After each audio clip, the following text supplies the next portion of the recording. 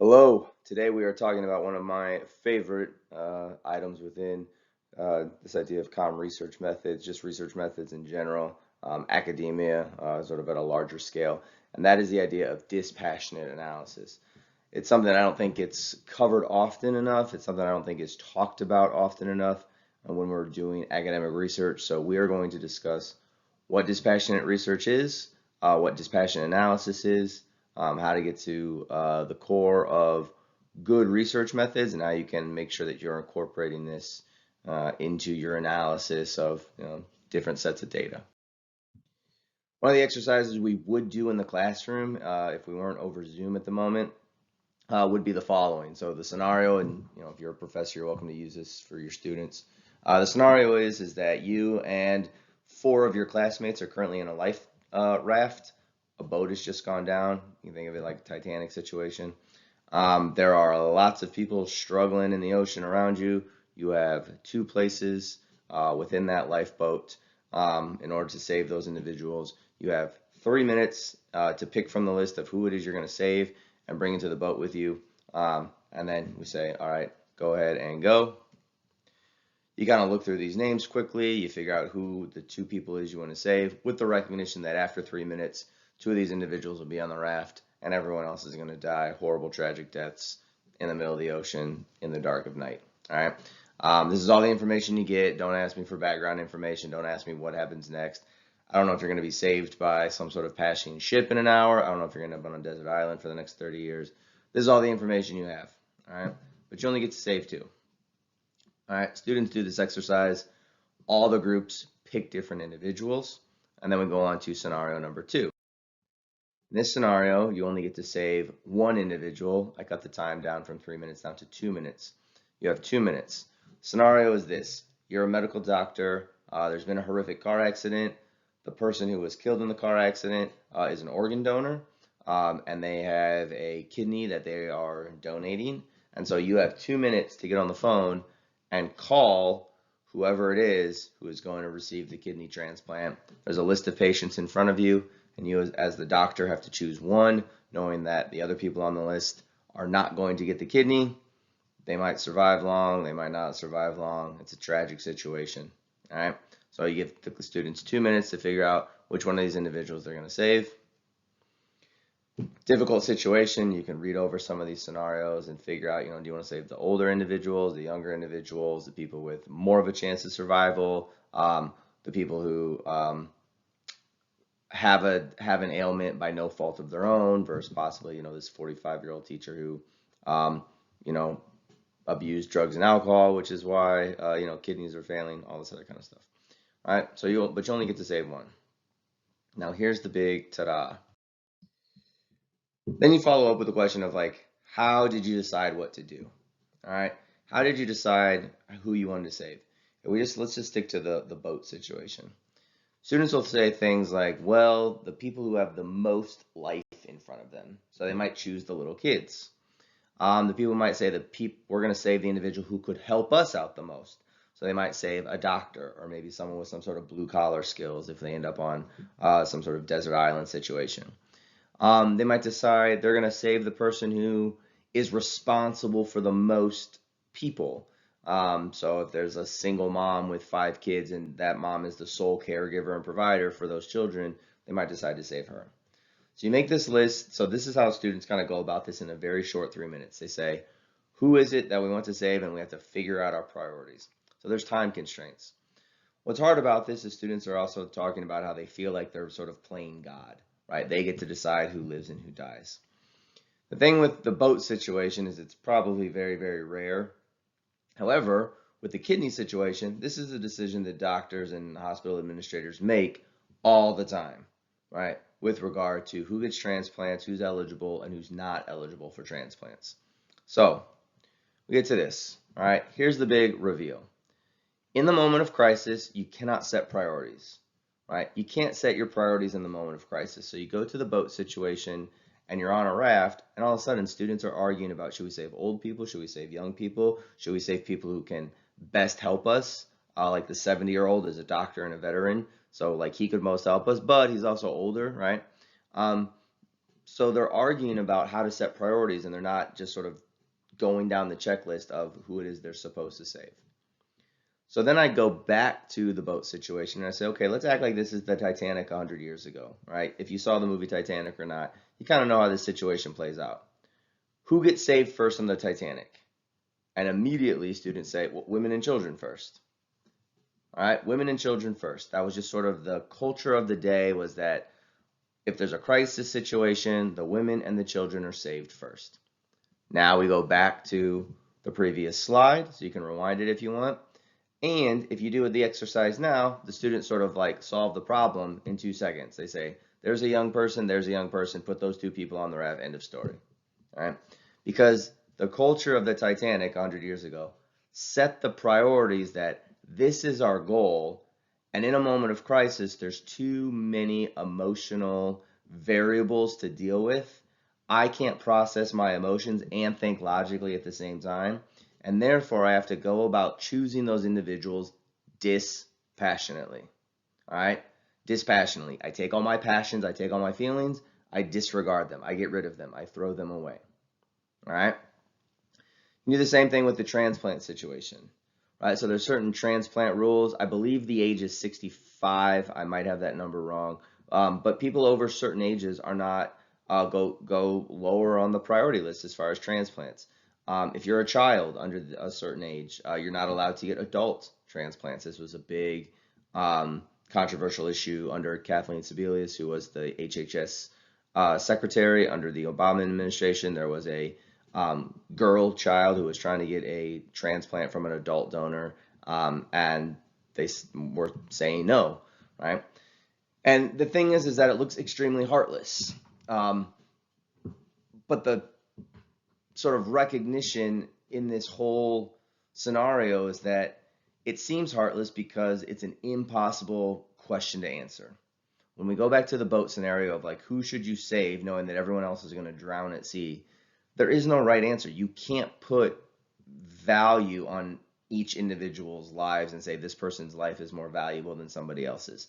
Because the question is impossible, what you have to do is say, okay, well, there's trade-offs. What is our highest priority for solving this situation, knowing that it is the best answer out of all of the bad options we are presented with, all right?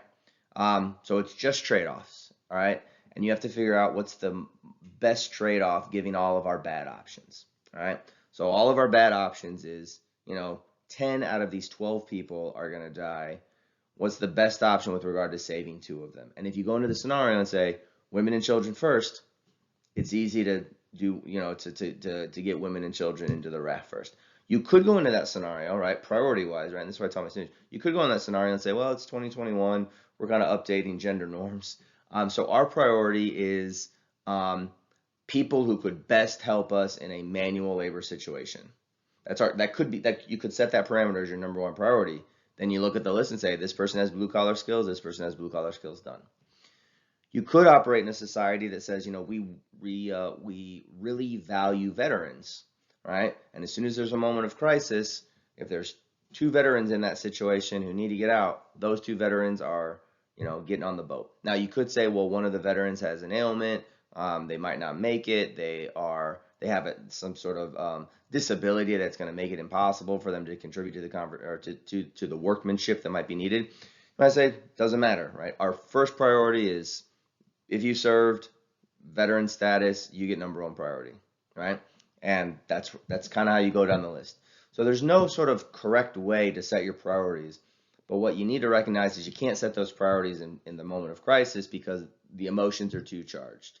You want to save the kids, you want to save the old people, you're thinking about yourself, so you want to save people who could help you, right?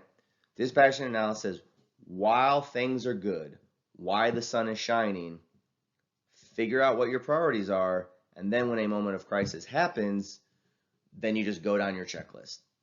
So another way to think about this, don't think about it too much because statistically speaking, it's probably never going to happen to you, right? But if a plane is going down, right, if there's a malfunction on a plane, the pilots don't panic as far as their actions. They might be panicking emotionally. They're probably panicking emotionally, right? But what pilots do, the first thing they reach for is the flight manual, right?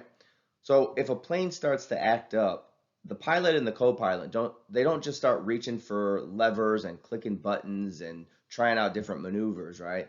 What they do is say, you know what, we have a couple seconds here. What lights are on? Let's grab the flight manual, because a lot of smart people put together this flight manual in different simulations while we were on the ground and things were very safe, while the sun was shining. And what they say is step 1, look at this button. Step 2, pull this lever. Step 3, make this maneuver. Step 4, right, all the way down the list. So you follow the list based on how would I have solved this problem while I was sober-minded and when a crisis wasn't in front of me. So the situation with that Titanic, the culture just dictated, hey, if there's ever a crisis, women and children first. Okay, probably won't ever happen, but as soon as that problem hit, everyone just knew we are panicking too much. We know that we got to shuffle women and children into those lifeboats first. We'll worry about the next step at the next step. All right, so that's how you decide what to do. In a mass casualty situation, there's this operation known as triage. And what triage says is that, let's say that there's a local plant or a factory where there's a mass explosion or some sort of fire, and there's dozens of casualties. And so people are injured, maybe some people fatally injured, right? But there's a lot of people who need help. There's dozens of them. The first responders show up, and maybe there's only 10 first responders, but there are 50 people who need help. 10 people cannot take care of 50 people. So what they do is this thing called triage.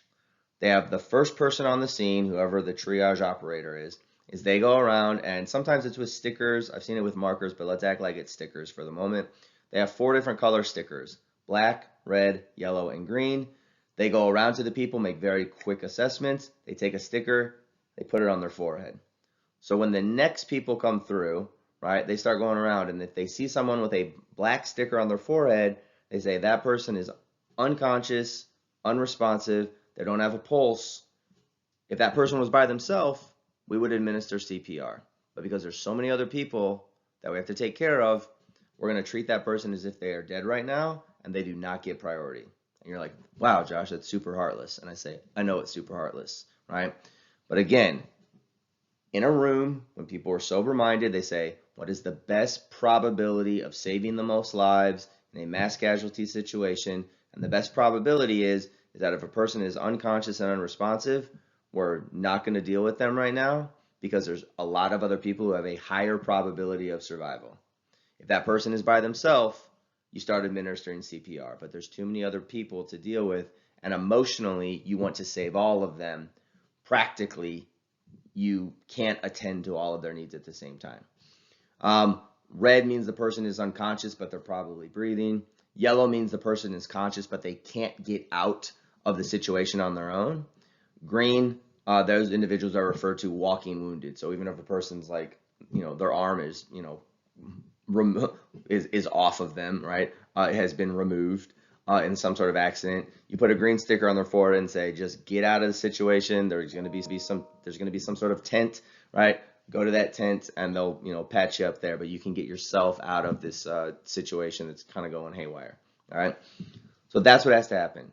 It's cold-hearted. But again, it's cold-hearted because you can't make,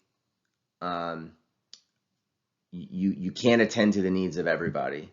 And because you can't play the role of God, right? Because you don't want to place value on one life over another. However, resources dictate that you have to in a moment of crisis. You figure out your priorities before you go into the crisis situation. This leads us to a quick discussion on Stoicism, which I've talked about in a few of my classes.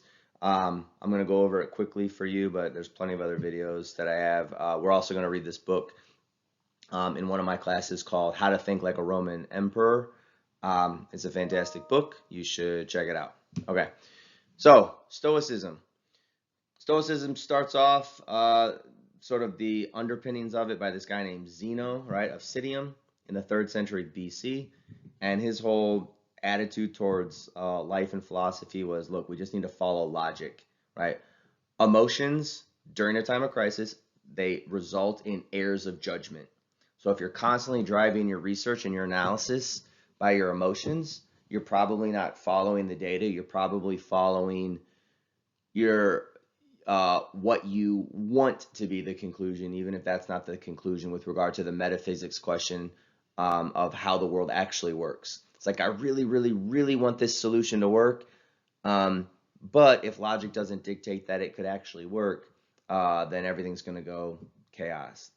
So Zeno says, starts our underpinnings of, emotions result in errors of judgment. You need to keep your emotions in check. Have self-control. Avoid reacting because of jealousy, envy, anger, and the rest of it. So his is not necessarily about academic research, but his ideas are just about sort of the ways in which the world works, right? Like, don't worry about things that haven't happened yet. One of this origin stories, I guess you can call it, of Zeno is he started thinking about this when he was shipwrecked. And as the ship was going down, right, and this is all probably exaggerated and conflated, but the lessons hold true.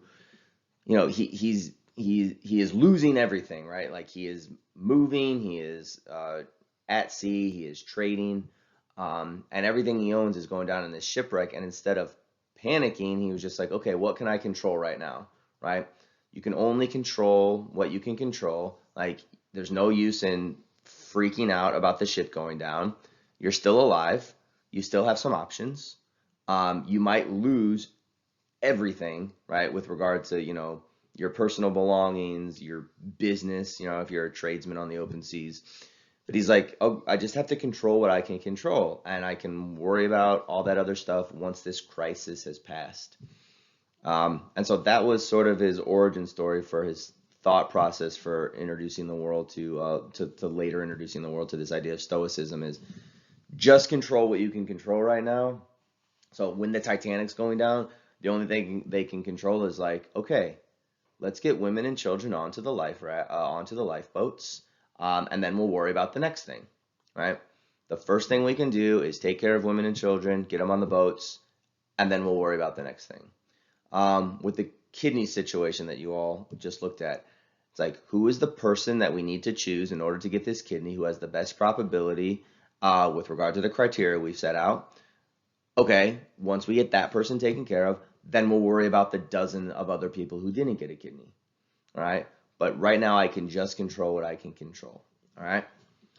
So one thing I would like you all to do, if you're in my class, if you're not in my class, still maybe do it, right? Maybe pause the video and think to yourself, write down a time when you acted out of emotion instead of acting logically, and think about how the situation might have changed if you acted logically, or at least waited to act until the emotions passed, right? So if you went through a fight with your parents, or a bad breakup, or you got a bad grade on your exam, maybe you had some personal crisis or a more business crisis where you lost your job, or you lost some finances with regard to the stocks, right? Or maybe I don't know, you placed a bet against Tom Brady in the playoffs, which I don't know why anyone would do that, because the guys clearly can win with any team. All right, think of a time when you just lost something and you acted emotionally, and you were like, I'm going to double down on this bet, right? Or I'm going to yell at my boss on the way out, or I'm going to fire off a nasty email to my professor 2 seconds after I got this exam grade back. And then kind of look back and be like, how should I have handled this differently if I would have handled it logically instead of emotionally, right? Maybe I wait a day or two, email my professor, and then I'm like, Professor, can you help me so that I can pass this class, as opposed to totally upsetting the professor, and then the professor's like, this student's a jerk, I'm never going to work with him. Instead of doubling down on bad money situations, it's like, maybe I just stop, maybe not spend any money. I need to reassess my financial situation before I move ahead with additional financial decisions. So that's sort of the thought process of Zeno. He's like, just can control what you can control right now. There's a lot of things that are chaotic in your life. If you slow down a little bit, you'll be in a better position to make better decisions. All right, this leads later on to this guy named Epictetus. Just a couple quick items about him. He was born a slave. He's the author of this sort of collection called Discourses. And then later on, not too much longer, but in about 50, 60 years later, one of the emperors of Rome named Marcus Aurelius was influenced by Epictetus. And Marcus Aurelius writes this book, or doesn't write he has this journal that is then collected into a book that is now known as the Meditations of Marcus Aurelius. And Epictetus kind of expounds upon this idea. So just quickly, this idea that you cannot control external events, right? A lot of bad outside things are going to happen to you, right? You can't control those things. You can only control how you react to them, all right? So therefore, philosophy, right? So Stoicism is a philosophy. How you approach life, that's important, right? You should approach life calmly and accept what you cannot control. This is one of the reasons I prefer Stoicism. There's a lot of other people who prefer Stoicism because it's a philosophy that encourages direct action in the world. It's not just sort of philosophy on regard to ideas of like what is true and is there a God, is there not a God, like what's reality. These are things that I think are fun and important to engage with. However, Stoicism sort of takes it one step further and says, here's how you can act practically in your day-to-day life to sort of make philosophy real, right? It's not just sitting around reading books, but you're actually acting it out in order to try to be a better version of yourself, to try to have a more calm and fruitful life, where you, can sort of, get ahead of things that you can get ahead of, right? Control those internal things. External things are going to happen. Sometimes they're going to be awful and horrible. Sometimes they'll be malicious towards you. Other times, bad things are going to happen to you that are just completely accidental, coincidental, like nobody has malice towards you, just bad things happen to all of us. So instead of being woe is me and emotional about it, just sort of accept it and say, yeah, bad things happen to me because I am a human being in the world and bad things happen to human beings sometimes. And so I'm just going to kind of accept that thing happened and I'm going to navigate forward the best way I can with this new situation I'm in. I'm going through this stuff a little bit quickly because, again, we do read How to Think Like a Roman Emperor, so we'll go over Stoicism a lot more in depth in this class, a lot of other classes. But you can check out some more stuff if you want to go down the YouTube rabbit hole. All right, so Epictetus leads us to our final person here, Marcus Aurelius, who he lives for 58 years. He is an emperor of Rome. Once Rome became an empire around the year 44 BC with the assassination of Julius Caesar. It sort of changes from a republic into an empire. All right. He's the author of this sort of collected journal entries of him known as Meditations. He didn't set out to write a book. They're just sort of collected writings that people sort of found in his belongings after he passed and preserved them, and then people kind of stitched them together over the centuries, and now we have this book called Meditations. And this is one of my favorite quotes of his. He has lots of really good quotes in Meditations. Meditations is almost set up as like kind of small little thought after small thought. It doesn't read like a book where it's like there's a clear beginning, middle, and end. It is sort of pieced together in these smaller chunks of wisdom and thoughts. But he has this great quote where he says, "Say to yourself in the early morning, I shall meet today ungrateful, violent, treacherous, envious, uncharitable men, and I can neither be harmed by any of them, for no man will involve me in wrong, nor can I be angry with my kinsman or hate him."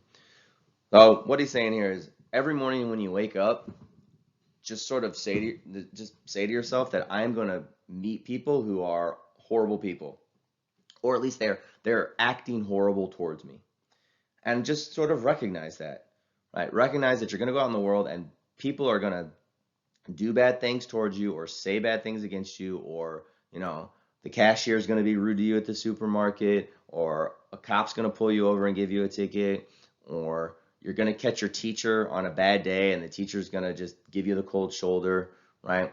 Like bad things are you're going to meet these kind of people, but just sort of recognize like we all have bad days and we all sort of mistreat people here and there. But you can't be harmed by any of them if you choose not to take it personally and just sort of control your own reactions to it.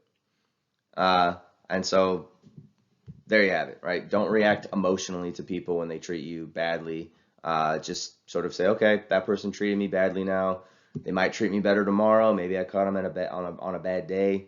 Nothing I can do about it. The best I can do is try to control myself. So instead of, paying anger with anger, I just sort of I try to be kind to them, or I just say, you know what, I'm not in a position to be kind to you right now, but I don't have to engage in the anger with you either. You can think about it like Twitter, right? People are going to mean tweet at you, and you say, look, I don't have to engage in this. Like, this is a conversation I don't have to have. Log off. Done. So now we take all of this and we move towards academic research today.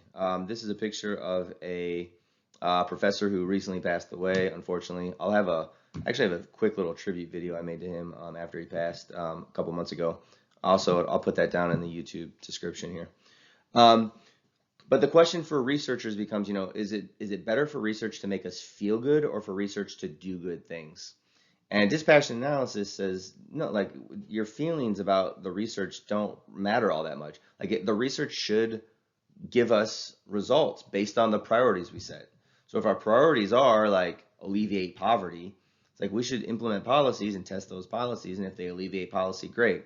But if a policy says like the happy feel good policy to alleviate poverty, and it actually makes poverty worse, it's like, well, the policy made me feel good to pass it, but if it didn't actually alleviate the problem, then good researchers will say, get rid of the policy. Like, we need a new policy. So this economist, he's a George Mason named Walter Williams. You can go down that rabbit hole too on YouTube if you want to check out a lot of his stuff, right? But he has this quote in his book called Race and Economics, where he says the following: decent people promote policy in the name of helping the poor and disadvantaged. Those policies can make their ostensible beneficiaries worse off because policy is often evaluated in terms of intention rather than effect. So what he's saying here is policy is often evaluated in how it makes us feel, what its intentions are. My intentions are to do good things, right? It's usually evaluated that way as opposed to its effect, whether or not it actually created the results we said it was going to create. Compassionate policies require dispassionate analysis. Policy, intention, and effects bear no relationship to one another. So if we want to be compassionate, if we want to solve problems, right? And this is mostly around like welfare policies, what he's talking about here. If you have a compassion for the people who are poor or marginalized or need help, right, getting forward in their sort of financial independence, it requires dispassionate analysis. It requires you to look at the numbers and say, does this policy actually alleviate poverty? Does this welfare program work? And if it doesn't, it's like, move on to the next thing. Don't get so wrapped up in these sort of like feel-good programs and just keep implementing them even if they're not actually making the results happen. I apologize, my face is in the way of this entire definition, but dispassionate analysis is sometimes also referred to as disinterested. So what this means is I take my emotions out of it and I am not interested in the conclusion that I'm going to reach. I'm only interested in following the evidence. So this means that sometimes I'm going to put forward conclusions that I might politically disagree with, or I thought I politically disagreed with. Like you might do some sort of social scientific policy proposal, you follow the conclusion, you're like, I guess the people who I don't vote for, I guess they were right. So if I'm a Democrat, I might go, I guess the Republican policy was correct on this issue. Or if I'm a Republican, I follow the evidence and I'm like, I guess the Democrats had it right on this particular issue. So that's what dispassionate or disinterested conclusions are. You do have researchers, unfortunately, who are very committed to political ideologies and they are very interested in their conclusions. They're like, I'm going to set up a research experiment on a social policy and I am interested in reaching a conclusion that helps my political ideology. I always want the Democrats to win, or I always want the Republicans to win, right? Disinterested says, I'm not interested in who wins. I'm only interested in solving the problem, so I'm just going to follow the evidence, and whatever the conclusion is, okay, right? So you don't want to sort of choose your political ideology or allow that to guide your conclusions. Just follow the evidence, and sometimes you're going to find some stuff that is different than what you would have thought. If we had a little bit of time in class, we would show a section from the Stephen Hawking biopic called Theory of Everything. There's this great scene where he's eating dinner with this guy named Jonathan, who becomes partially his caretaker. And let's get here, right? And in the scene, long story short, Stephen Hawking and Jonathan says, "Hey, Professor Hawking, I heard you have this theory that there is no beginning to the universe, that the universe is sort of infinite, right? And it's sort of this like it expands and then it contracts and then it expands and then it contracts, as opposed to this sort of Big Bang theory where there was no universe, time had a beginning, Big Bang happens and it expands. If you have a Big Bang theory, there's a possibility that God put it into motion. If you have an infinite expanding and contracting, it's possible that God doesn't exist, right? So during this dinner conversation, Jonathan says, "Oh, Professor Hawking, like I thought you believed that the universe had a beginning." And Stephen Hawking's response is, "What one believes is irrelevant in physics." Right? And I love this line, and I love that it's used in some sort of like research, or some sort of movie that is about an academic, right? Where Stephen Hawking's just like, yeah, I have a lot of beliefs, but like I sit around and I do math, I do physics, and if the math doesn't support my beliefs, like it's irrelevant, right? And so that's the way that you should think about your own research. Like what you believe is irrelevant. If you're a scientist, a physicist, or if you are a social scientist, right? If you're in my class, right, comm arts and science, if you're researching things like welfare policies or racial disparities or gender norms, right? You might have a lot of beliefs about these things, but they're irrelevant. They are probably a good jumping off point for you to ask a research question. So you might say, I believe that this is true, and I'm going to find a way to ask this question. But then as you follow the evidence, the belief might have gotten you interested in the question, right? But the belief has nothing to do with what your conclusion is. All right. And part of the reason why your beliefs are irrelevant is because when it comes to research, is because your beliefs are going to change. So if you sit there and say, oh, I'll show you on the next couple of slides, but just recognize like your beliefs now are different than what they were 10 years ago, and your beliefs now in your early 20s are going to be different than your beliefs in your early 30s. So if you just go based on what your beliefs are, that's kind of ridiculous, because if your own beliefs are going to change, the only thing that should be consistent is data and evidence and data and evidence. All right, those things are going to be consistent. Your beliefs are going to go like this. So don't base large political policies based on something that is so unpredictable. Here's a quote by an American writer named Flannery O'Connor, and she writes the following. She says, "The truth does not change according to our ability to stomach it." So just because something is uncomfortable for us, just because like the reality of the situation pushes back against closely held values or beliefs we might have, doesn't mean that the truth is different. It just means that there's some truths out there that are very, very uncomfortable to talk about, but it doesn't change the fact that they're true. All right. So I'm going to go through this quickly just because we're at that 30-minute mark.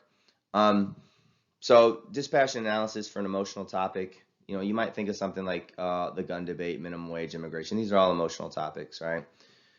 And again, right after a mass shooting, people are going to say something like, get rid of all guns, or the opposite side is going to say, like, let teachers have guns in the classroom if they want to. And you shouldn't be setting your priorities, and you shouldn't be creating solutions during the time of crisis.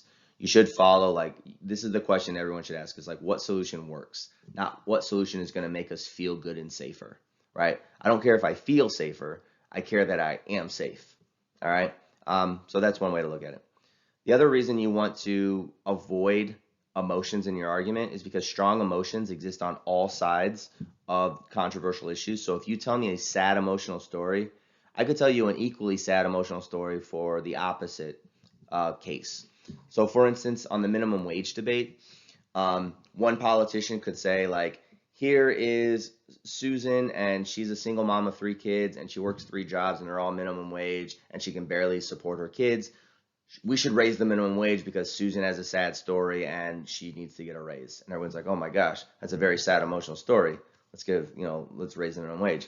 Another politician can come out and say, like, here's Joe, and he works at, he owns the local hardware store, and if you make him raise the minimum wage, he can't compete against Lowe's and Home Depot because it's this like third generation, family owned hardware store, and it's going to get put out of business if you make it so that he has to raise the wages of his workers, and then he can't absorb that cost with regard to how much stuff he can sell, because Lowe's and Home Depot and the Walmarts of the world, they can absorb the cost where Joe, the local hardware store guy, can't. So you're going to put him out of business if you raise the minimum wage. That's an equally sad story about Joe going out of business or Susan not being able to support a family, right?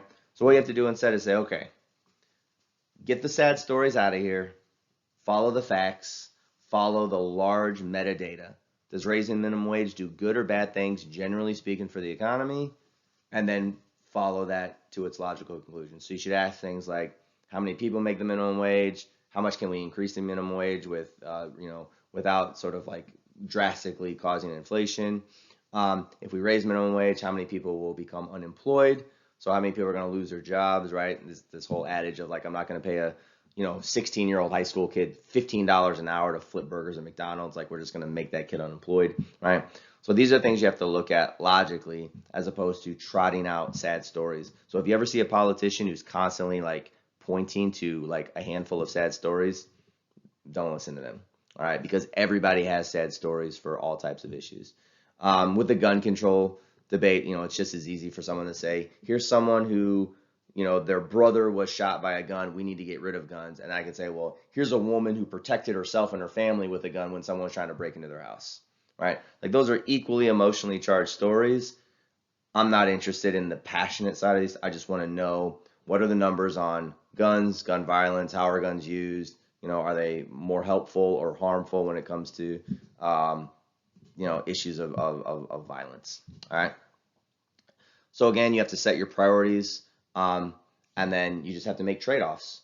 So if you want to raise the minimum wage, you have to recognize like raising the minimum wage is also going to, it might increase unemployment, right? Because let's say you have two people flipping burgers at McDonald's, you raise the minimum wage, one of those people might get fired, all right? So you just have to set your priorities. We could make it, right? Here's something crazy if you think about it.